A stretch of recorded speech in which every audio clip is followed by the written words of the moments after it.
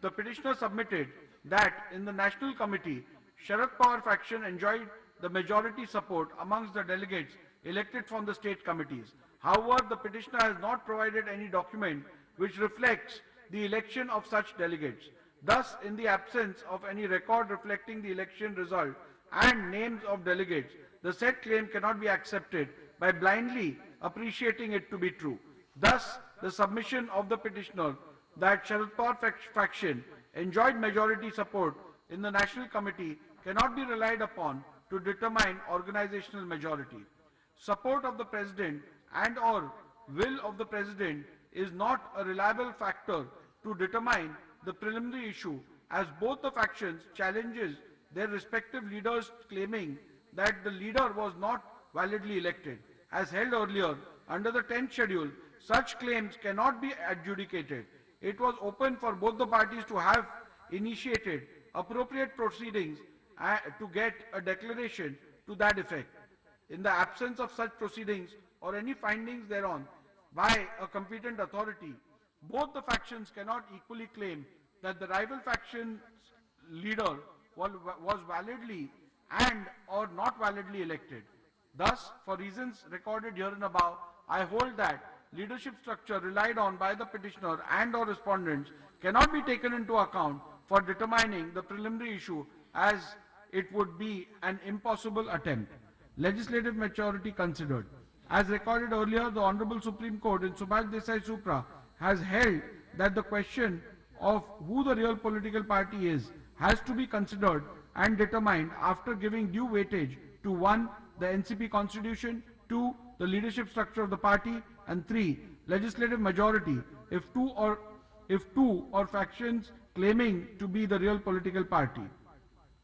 Having arrived at the conclusion that leadership structure and or organizational structure does not provide a reasonable outcome to settle the issue of which faction is the real political party, I now turn to the test or mechanism that exists based on the legislative majority. Before delving further, the petitioner's submission that legislative majority cannot at all be taken into consideration has to be considered. The petitioner has placed reliance on paragraph 102 to 111 of Subhash Desai Supra in support of this submission. However, a careful reading of Subhash Desai Supra shows that the said submission is misplaced.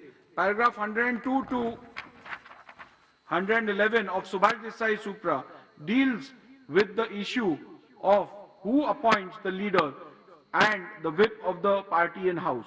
In the said regard, it was held by the Honorable Supreme Court that it is not the legislature party but the political party which appoints the whip and the leader in the house.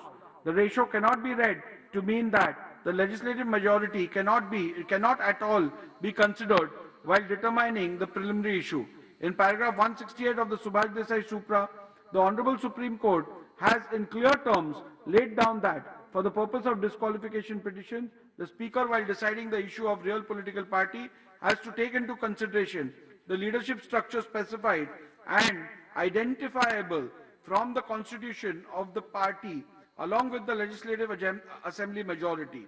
The only rider provided is in the said paragraph 168 was that determination of who the real political party is must not be based on a blind appreciation of legislative majority.